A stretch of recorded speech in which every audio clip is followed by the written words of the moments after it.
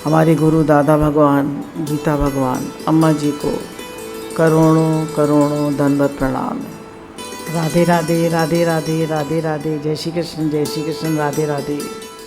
आज हमारा भगवान की लीलाओं का प्रसंग है। देखिए, हम सब अपनी अपनी लीला का चिंतन करते रहते हैं, नहीं करते हैं? नहीं, तो हमने ये किया,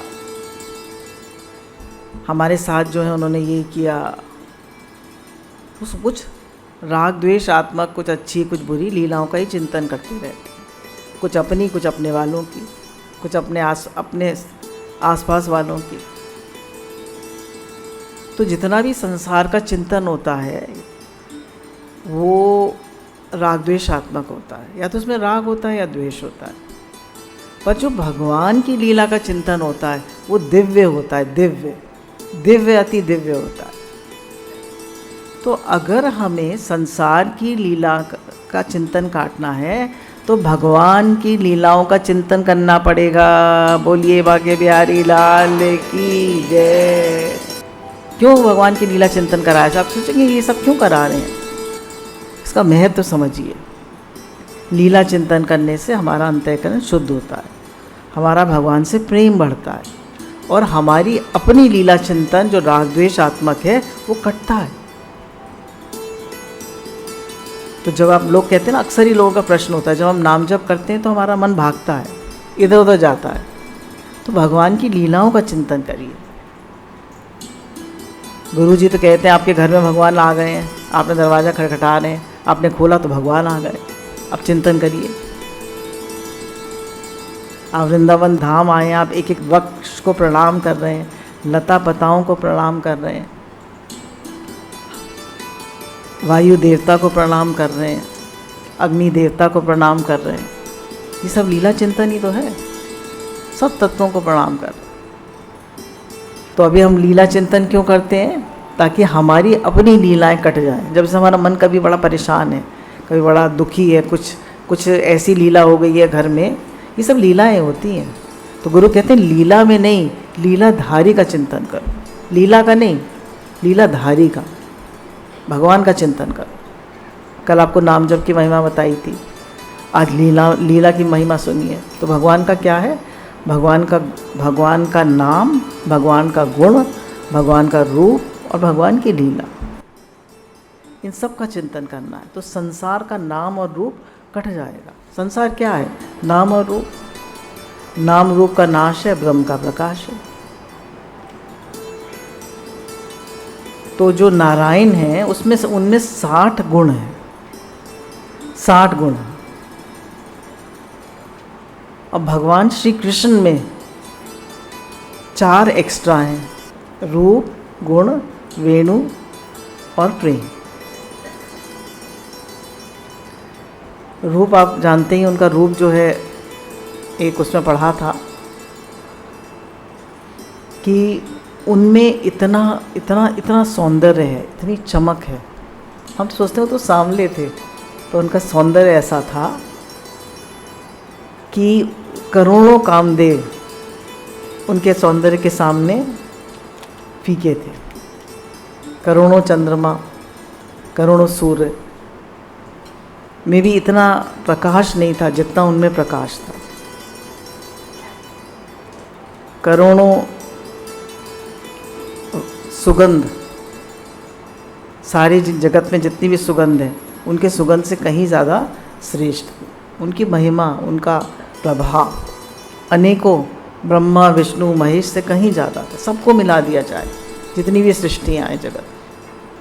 कहते हैं जब भगवान के 4 पाद होते हैं, उसमें से एक पाद से वो सारी सृष्टि की रचना कर देते हैं। पता नहीं कितनी सारी सृष्टियाँ हैं जगत में। हमारी तो एक यूनिवर्स है, ऐसे अनेकों यूनिवर्स हैं। बोले जब वो सृष्टि की रचना करते हैं तो अपनी एक उंगली को डुबोते हैं, एक उंगली को डुबोते हैं, ऐसे कर देते हैं। तो जब ऐसे कर देते हैं तो जो छींटे पड़ जाते हैं वो सबसे जगत की रचना हो जाती है। अब उनका प्रभाव देखिए, उनके छींटों से एक सब हम बन गए। तो हम तो जगत के सौंदर्य पे ही वो लुभावित होते रहते हैं, और उनका सौंदर्य। अनंत है, अनंत। तो आज हम भगवान के गुण, धाम, लीला, प्रभाव का वर्णन सुनेंगे। राजा परीक्षित ने कहा, हे प्रभु, मुझे भगवान की लीलाएं अत्यंत प्रिय हैं। उनके श्रवण मात्र से ही विषयों की तृष्णा भाग जाती है, अंतःकरण शीघ्र अतिशीघ्र शुद्ध हो जाता है, भगवान के चरणों में भक्ति प्राप्त हो जाती है। आप मुझे भगवान की मधुर मनोहर लीला सुनाइए। सुखदेव मुझे बड़े प्रसन्न हुए। सुखदेव जी कहते हैं, भगवान लगभग 3 महीने के हो गए। पालने में लेटे हुए कृष्ण की झांकी बड़ी सुंदर है। आपने देखा कितने सुंदर है। अब देखिए आप भगवान कितने सुंदर हैं, इसका वर्णन कम मिलता है, पर इसमें है उनका वर्णन।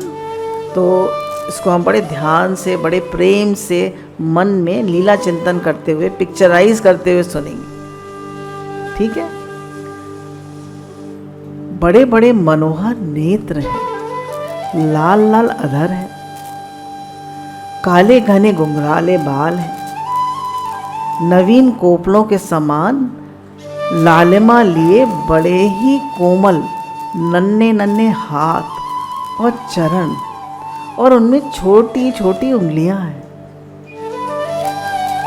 स्नेह से तर, देखिए स्नेह से तर गोपियों की ओर आंख उठाकर देखते हैं और मुस्कुराते हैं। गोपियों का क्या भाग्य है। दोनों भुजाएं बार बार हिलाते हैं, बड़े मधुर स्वर से थोड़ा थोड़ा गूंजते हैं। बच्चे करते हैं ना, थोड़ा थोड़ा मधुर स्वर में गूंजते हैं। गोद में आने के लिए ललकते हैं कि मुझे गोदी में ले लो, मुझे गोदी में ले लो। किसी वस्तु को पाकर उससे खेलने लग जाते हैं और न मिलने पर रोने लग जाते हैं। कभी दूध पीकर सो जाते हैं, कभी फिर जागकर सबको आनंदित करते हैं। गोपियां नित्य किसी न किसी बहाने से नंद महल आकर लाला के दर्शन करती और आनंद विभोर हो जाती। गोपियां कौन है? महातपस्वनी, ऋषि मुनि इस जन्म में अवतार लेकर आई हैं भगवान की लीलाएं, साक्षात भगवान की लीलाएं देखने के लिए। ये सब संत महात्मा है।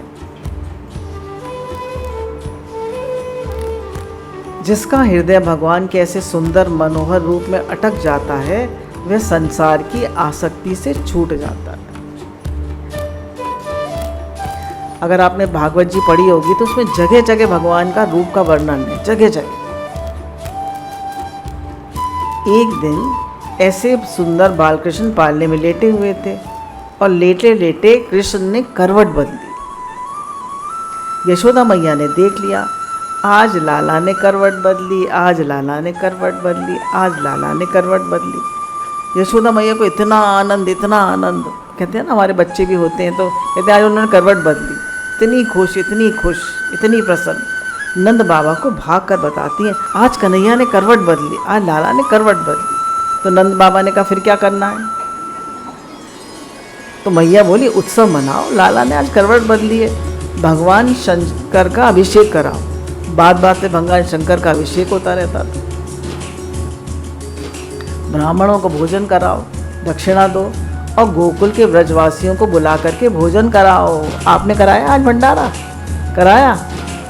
आप सबकी जय हो, सद्गुरुदेव भगवान की जय हो। उत्सव मनाना हो तो ऐसे मनाना चाहिए। अब हम लोग क्या करते हैं, होटल में जाकर जन्मदिन और पार्टी मना लेते हैं। बोले ये उत्सव मनाने का तरीका नहीं है। जन्मदिन मनाओ, शादी की वर्षगांठ मनाओ, लेकिन कैसे मनाओ? 3 काम हो, भगवान की आराधना हो, ब्राह्मणों की सेवा हो और परिवार संबंधियों के साथ संतों का भी भोजन हो। ये उत्सव मनाने का तरीका है। जो उत्सव मनाया जाने लगा, नंद रानी ने ब्राह्मणों को खूब पूजन और सम्मान किया। भगवान के इष्ट हैं ब्राह्मण और गौ। आपको पता है भगवान के इष्ट कौन है? ब्राह्मण और गौ। गौ माता, दो उनके इष्ट है। उन्हें अन्न, वस्त्र, माला, गाय और मुंह मांगी वस्तुएं दी। ब्राह्मणों की खूब सेवा करी। सती साध्वी यशोदा ने गोपियों के बीच में खड़ी होकर बाल कृष्ण का अभिषेक किया। उन्हें खूब दूध से नहलाया। वो होता है ना पंचामृत, पंचामृत से जब कन्हैया को नहलाते हैं तो अभिषेक होता है। क्या क्या डालते हैं उसमें? दूध, दही, शहद, बूरा और घी। इस सबसे 5 चीज़ों को मिलाकर पंचामृत बनता है। थोड़ा गंगा जल डाल लेते हैं ताकि थोड़ा सा पतला हो जाए।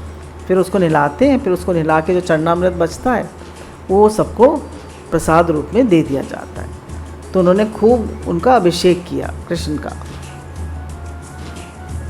और ब्राह्मण लोग मंत्र पढ़कर आशीर्वाद देने लगे। जब यशोदा ने लाला को नहलाने के बाद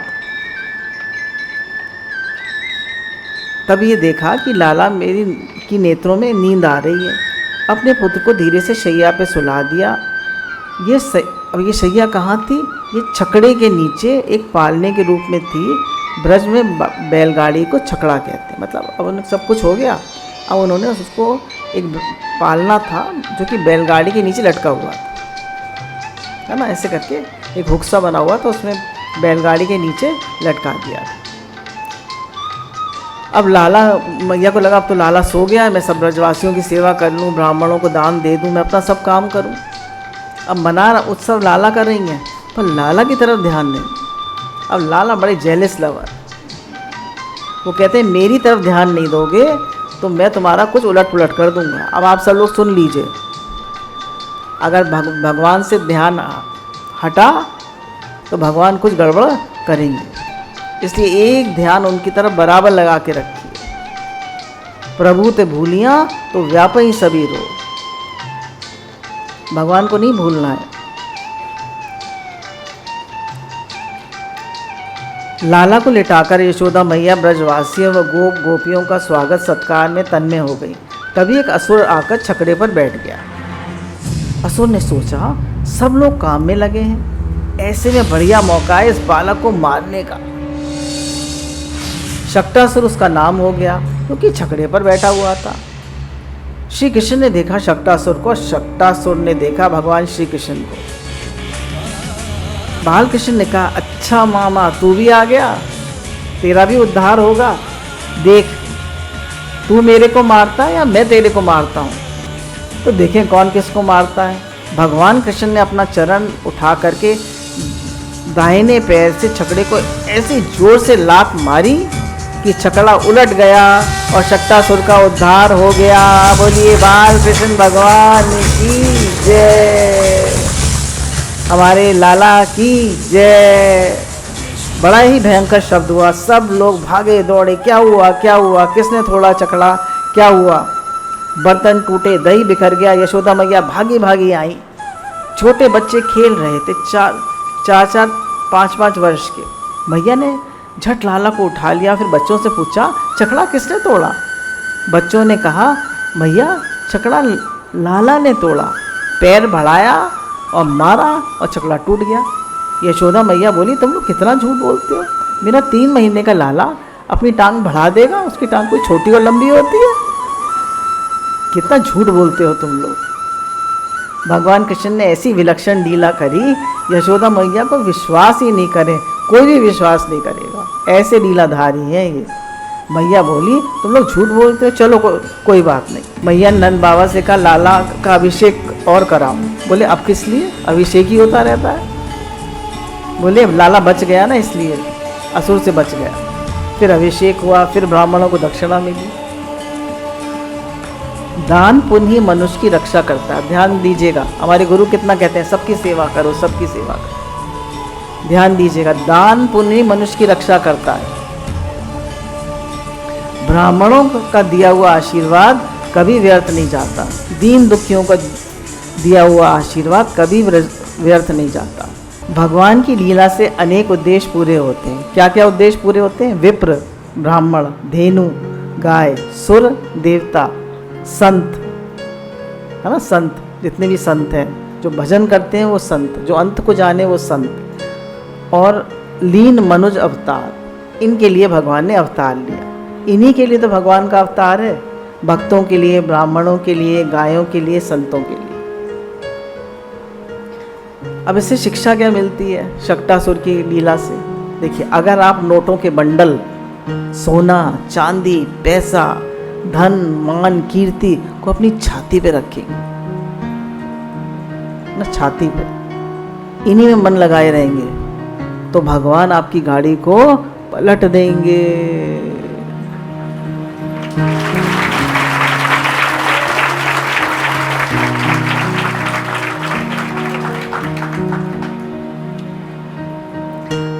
भगवान कहते हैं बाबा तुम दबे रहो शक्टासुर से। शक्टासुर क्या है?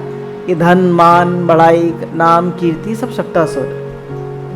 देखिए, पैसा बुरा नहीं है, money is a good servant but a bad master. उसको आप put God first in everything, पहले भगवान, बाकी सब कुछ बाद में। Put God first in everything, पहले भगवान फिर सब काम। हम कहते हैं पहले सब काम फिर भगवान, तो भगवान आपकी गाड़ी को पलट देंगे।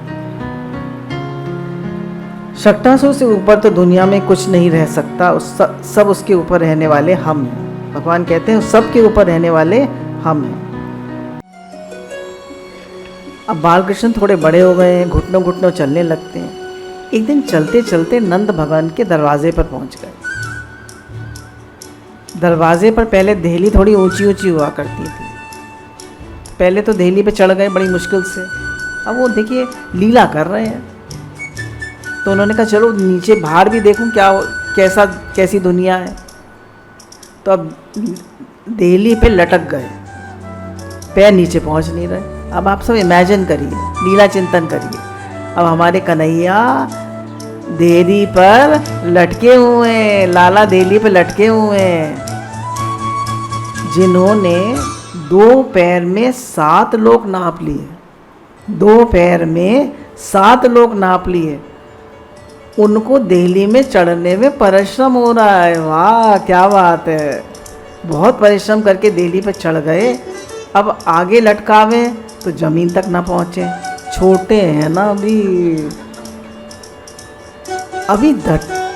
दिल्ली पे लटके हुए चिल्लाने लगे, मैया मैया मैया बचाओ।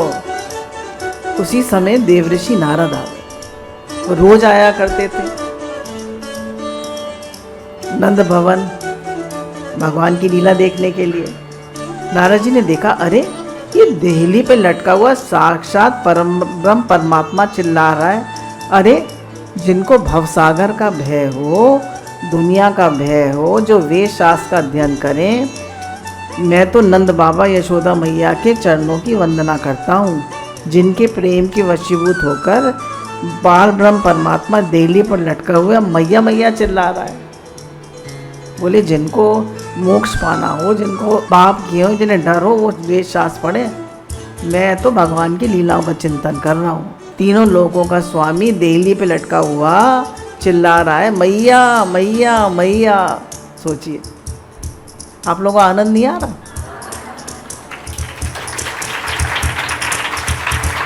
मुझे तो बड़ा मज़ा आता है इस लीला का चिंतन करने में, मैं तो अक्सर करती रहती हूँ। ये महाराज उनके भाग की सराहना है, ऐसी लीला करते थे। मैया दौड़ी, बालकृष्ण को उठाकर लाई और महाराज को गोदी में ले ली। अब और बड़े हो गए, चलने लग गए, दौड़ने लग गए। यशोदा मैया बालकृष्ण को दूध पिला रही है। रोज स्नान करके सुंदर सुंदर कपड़े पहनाती थी, पीली पीली पगडंडी पहना देती थी और बाहर खेलने के लिए छोड़ देती थी। और धूल में और उसमें कीचड़ में अपने आप को दोनों भाई लपेट लेते थे। साफ साफ कपड़े पहना के आओ ना, तो क्या करते हैं बच्चे सब गंदे कराते हैं। तो मैया को बड़ा बुरा लगता है कि मैं तो इतने साफ कपड़े पहनाए थे, देखो धूल में सन के फिर आ गया, फिर कपड़े कीचड़ में लपेट के आ गया। तो मैया को बड़ा बुरा लगता था। बोले रोज़ मैं अच्छे कपड़े पहना के भेजती हूँ और तुम लोग धूल गोबर सब धूल लगा कर आ जाते हो। मैया ने गुस्से में कहा, क्या तू बड़ा तंग करता है, क्या तू पिछले जन्म में सुअर था? तो कन्हैया सर हिलाते हैं, कहते हैं कितना सीधा है मेरा लाला। क्योंकि लाला कह रहे हैं मैंने एक दिन में शुक्र अवतार भी लिया था ना, तो बोलिए कितना सीधा है मेरा लाला। ऐसे महाराज बालकृष्ण अपनी लीलाओं से मैया को आनंदित करते रहते थे। अब लगभग 3 वर्ष के हो गए।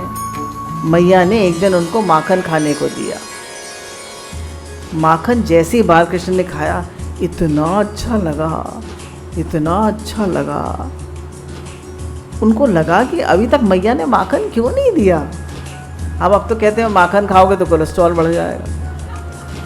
घर में जो मलाई आती है दूध की, उसको चला के ऐसे ऐसे फेंट के उसमें थोड़ा पानी डाल के उसको धो के उसका मक्खन जो निकलता है उससे अपने बाल कृष्ण की भोग लगाया करिए। आप सब भी यशोदा मैया हैं, आपके लाला नहीं हैं तो आप उनकी यशोदा मैया बन जाइए।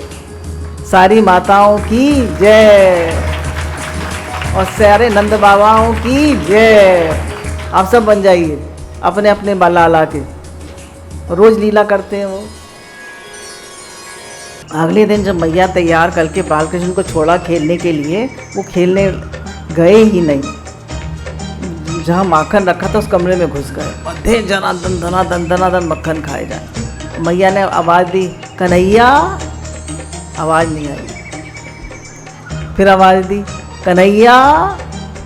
फिर आवाज़ नहीं आई। फिर मैया ने आवाज़ दी, कन्हैया। तो धीरे से आवाज़ आई, ऊ।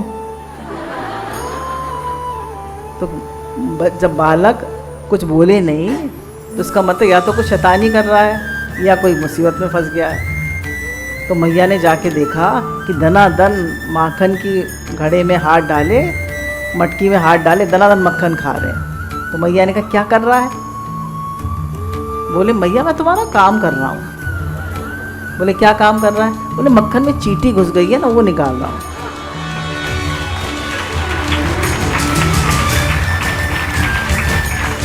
तो मैया ने देखा उसके मुंह में मक्खन लगा है। बोले, मुंह में का मक्खन कैसे लगा है? बोले, वो मक्खी आ गई थी ना, मैं उसको उड़ा रहा था तो इसलिए मेरे मुंह में लग गया होगा। मैया मैं नहीं माखन खायो, मैंने माखन नहीं खाया मैया। अब मैया ने देखा ये तो बड़ा बुद्धिमान हो गया है, इतनी जल्दी बात बना ली इसने। होठों पे थोड़ा मक्खन लगा रह गया तो इसलिए इसने इतनी जल्दी बात बना दी। अब मैया ने देखा ये तो पक्का चोर हो गया है, जल्दी से बात बना लेता है। बहुत डांटा मैया ने और कहा, तू चोरी करेगा तो तुझसे कोई शादी नहीं करेगा। और लगता है इसीलिए इनसे किसी ने विवाह नहीं करा। इनकी जितने भी विवाह हुए सब द्वारिका में हुए, एक भी विवाह इनका ससुराल में नहीं हुआ। सब उनके घर में ही हुए सारे विवाह, क्योंकि सबको भगा के लाए थे। सब उन्होंने लोकहित के लिए करे थे ना सारे विवाह। अब महाराज बहुत डांटा कन्हैया को, तो कन्हैया सोचने लगे घर में तो मैं रोज़ पकड़ा जाऊंगा, अब क्या करूं? चलो बाहर चोरी करेंगे।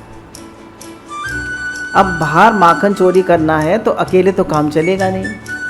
जितने घर थे गोकुल में, सभी घरों में से एक एक बालक को अपनी मंडली पर शामिल किया। कितने होशियार हैं, कितनी बुद्धिमानी से मंडली बनाई। किसी के घर भी चोरी करेंगे तो उनका बालक पकड़ा जाएगा तो जरा डांट वाट कम पड़ेगी। सब मंडली बन गई। उसका नाम क्या रखा गया? अखिल भारतीय चोर मंडली। ये नाम भागवत जी में नहीं है, ये तो वक्ता लोग अपने आप ही रख लेते हैं। अब तो रोज चोरी करें। अब देखिए, हम चोरी नहीं करेंगे, चोरी कर भगवान क्यों कर रहे हैं? ये तो उनकी लीला है, गोपियों को आनंद देने के लिए, ग्वाल बालों को आनंद देने के लिए, ब्रजवासियों को आनंद देने के लिए। इसको आप गलत मतलब मत लगाइएगा। अब तो रोज़ चोरी करें, किसी गोपी के यहाँ माखन चुरा लें, किसी का बच्चा रुला दें, किसी की मटकी फोड़ दें, किसी का बछड़ा खोल दें। तो गोपियों के साथ इनको लीला करने में आनंद होता था। उन गोपियों का सौभाग्य था। जो पूर्ण काम परमात्मा है, जो आप्त काम परमात्मा है, अगर वो किसी के साथ लीला कर रहा है तो सोच लेना उस जीव का बहुत बड़ा भाग्य है। गोपियाँ शिकायत लेकर आ गईं यशोदा मैया के पास, मैया तेरा लाला माखन चुरा लेता है, हमारे बछड़े खोल देता है, बछड़े गैया का दूध पी जाते हैं, हमें दूध नहीं मिलता। मैया ने कहा डांट दिया करो, बोले अरे डांटते हैं तो हंसता हुआ भाग जाता है, अंगूठा दिखाता है। भारतीय संस्कृति में अंगूठा दिखाना किसको कहते हैं? चिढ़ाने को। और अगर दो दो अंगूठा दिखाएं तो ज़्यादा चिढ़ाने को। और पाश्चात्य संस्कृति में अंगूठा दिखाए मतलब वेल डन, और दो दिखाएं तो वेरी वेल डन। और हमारी संस्कृति में चिढ़ाने को कहते हैं। तो महाराज बोले अंगूठा दिखा के हंसता हुआ भाग जाता है। मैया ने कहा अपने बर्तनों को ऊपर छीके पे लटका दो। मेरे यहाँ भी चोरी किया तो मैंने छीके पे लटका दिए, ऊपर लटका दिए है ना, ऊपर। तो बोले छीके पर भी चढ़ जाता है, बोले और ऊपर लटका दो। तो गोपियाँ बोली ऊपर टांगा तो बांस लेके मटकी को तोड़ दिया और सारा माखन नीचे गिर गया। तो सब ग्वाल बाल में लूट के खा लिया और सब बंदरों को भी खिला दिया। एक गोपी ने कहा मैं एक दिन सारी व्यवस्था की, इसको माखन मिला ही नहीं घर में। जब माखन नहीं मिला तो मेरा छोटा सा बच्चा सोया हुआ था, उसको चुटकी काट के रुला के भाग गया। इतने शैतान, इतने शैतान, इतने शैतान। क्यों शैतानी कर रहे हैं?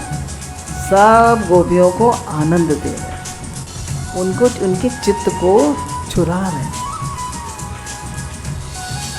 अब उनको इतने सालों का वियोग भी तो देना है ना, तो इन्हीं लीलाओं का चिंतन करती रहे।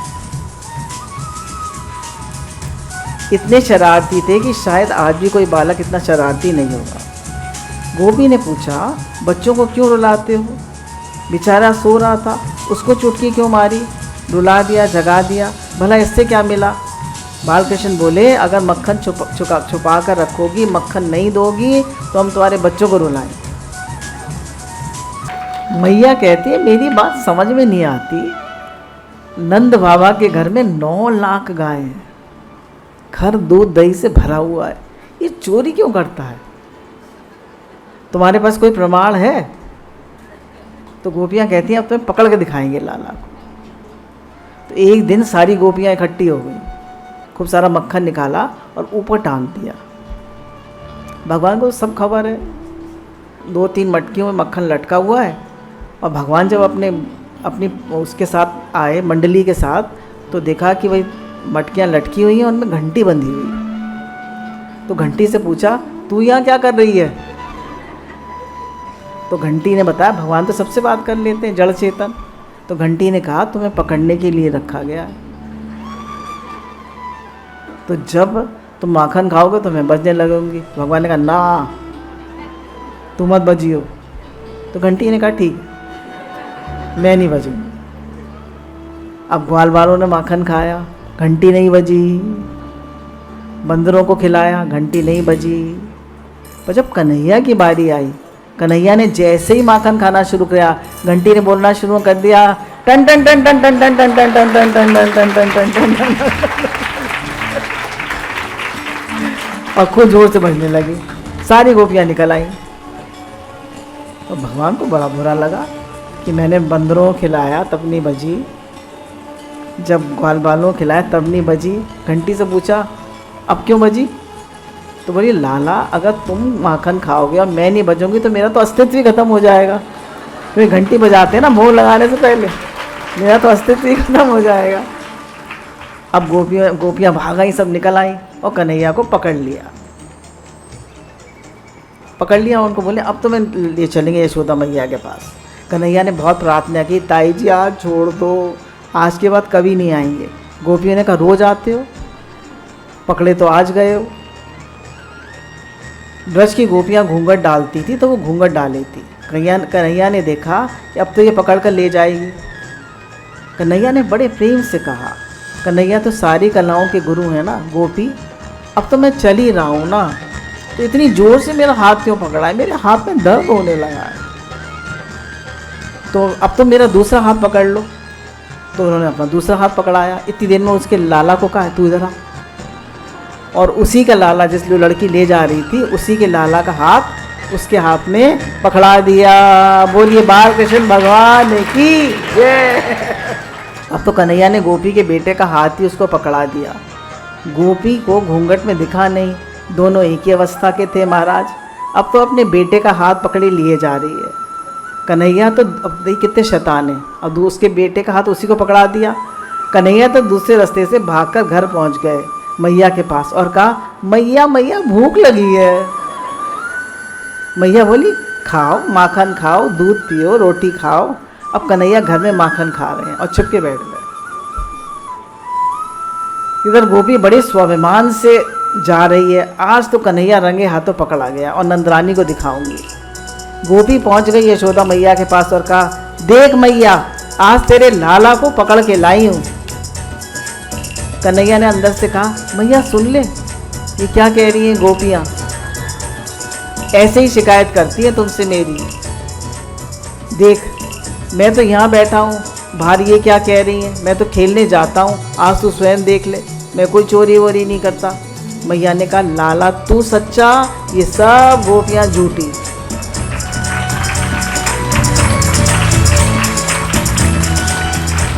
मैं आप किसी की बात नहीं मानूंगी। मैया ने कहा, क्या बात है गोपी, क्या बात है गोपी, क्या बात है? बोले, तेरे लाला को पकड़ के लाई हूँ। बोले, तुझे दिख ना है रहा, तेरा लाला है या मेरा लाला है?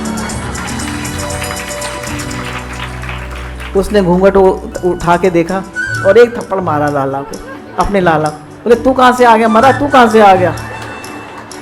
अब वो लड़का ही भाग गया और वो गोपी भी शर्मा कर भाग गई, दोनों शर्मा के भाग गई। ऐसी लीला थी इनकी महाराज। अब आगे दौड़कर फिर कन्हैया पहुंच गए गोपी के और गोपी को रास्ते में मिल गए। अब बोले, ताई जी दंडवत। इतना तंग करते थे और इतना तंग ठाकुर जी उन्हीं को करते हैं जिनसे बहुत प्रेम करते हैं। नहीं तो बड़े बड़े महात्मा साधन करते, भक्त लोग भजन करते, एक बार ठाकुर जी के स्वप्न में दर्शन हो जाए। एक तरफ वो संत महात्मा है, वे भक्त हैं, एक तरफ वे गोपियाँ हैं जो डंडा दिखाती हैं, फिर ही भगवान गोपियों का पीछा नहीं छोड़ते। एक दिन लाला ने मिट्टी खा ली। अब बच्चों ने शिकायत कर दी, माँ आज लाला ने मिट्टी खाई है, मैया मैया लाला ने मिट्टी खाई है। मैया ने छड़ी उठाई और कन्हैया को डांटा, माखन खाए तो खाए, मिट्टी क्यों खाई, तेरा पेट खराब हो जाएगा। मैया ने एक हाथ से कन्हैया का हाथ पकड़ा और दूसरे हाथ से छड़ी दिखाई, चटोरा, क्या कह रही है, चटोरा। अदांत आत्मन माने जिसका अपनी जीभ पर कोई नियंत्रण नहीं है। महाराज जी कहते हैं भगवान श्री कृष्ण को चटोरा शंकर जी नहीं कह सकते, ब्रह्मा जी नहीं कह सकते, इंद्र नहीं कह सकते, और यशोदा मैया के प्रेम की पराकाष्ठा है जो सकल अखल ब्रह्मांड नायक को चटोरा शब्द से बुला रही हैं। करे चटोरा, ये कन्हैया का प्रेम था, ये मैया का प्रेम था। मैया ने डांटते हुए कहा, अरे चटोरे, तेरे को अपनी जीभ पे जरा भी नियंत्रण नहीं है, माखन खाए तो खाए, मिट्टी खाता है, तेरा पेट खराब हो जाएगा। छड़ी दिखाए तो रोने लगे महाराज, झूठे आंसू। तो वह कहते हैं, महाराज जी कहते हैं कि एक तो बालकृष्ण और एक माताएं झूठे आंसू बहाने में एक्सपर्ट होती हैं। Masculine power is defeated by feminine water power. लड़के लेडीज आंसू बहाने लगते हैं, बेचारे आदमी चुप हो जाते हैं, वो अपनी बात मनवा लेती हैं। मैया तो झूठे आंसू बहाने लगे, घबराते हुए कहा, मैया मैंने मिट्टी नहीं खाई। मैया अच्छा नहीं खाई तो सारे लोग कह रहे हैं सारे लोग झूठ बोल रहे हैं, वहाँ बोले ये सब झूठ बोल रहे हैं। अब कन्हैया सोचते मिट्टी तो मैंने खाई है, अब क्या करूँ? तो उन्होंने लीला परिवर्तन कर लिया। उन्होंने कहा अच्छा मुँह खोल के दिखा। तो जैसे ही मुँह खोला तो मैया को सारा ब्रह्मांड दिखाई देने लगा, उनके मुख सारा ब्रह्मांड। मैया ने देखा कि बाल कृष्ण के मुख के अंदर बड़े बड़े पहाड़, नदियाँ, जंगल, बड़े बड़े देश, उसमें भारतवर्ष में ब्रजमंडल, ब्रजमंडल में गोकुल, और गोकुल में नंद भवन उनके मुख के अंदर, और उसमें एक यशोदा और बाल कृष्ण दिखाई दे रहे हैं। बोलिए बाल कृष्ण भगवान की जय। यशोदा मैया समझ गई कि बाल कृष्ण के मुख में सारा ब्रह्मांड दिखाई देता है। तो मैंने सुना है कि जिस भगवान के अंदर सारा ब्रह्मांड है, उनके मुख के अंदर, उनके उदर के अंदर सारा ब्रह्मांड है। बोली क्या मेरा लाला भगवान है? सोचने लगी। अब भगवान सोचने लगे अगर ये मुझे भगवान समझेगी तो फिर लीला का आनंद नहीं ले पाएगी और मैं भी नहीं ले पाऊंगा। तो भगवान ने लीला परिवर्तन कर दिया और उसके ज्ञान को आवृत कर दिया। सुखदेव जी कहते हैं, राजन, यशोदा मैया जिसको दूध पिला रही हैं वे कौन है? फिर मैया दूध पिलाने लगी उन्हें। वेदांतियों का ब्रह्म, गोपियों का परमात्मा और भक्तों का भगवान, जो आज यशोदा की मैया की गोद में लेटा हुआ दूध पी रहा है। बोलिए भक्तवत्सल भगवान की जय।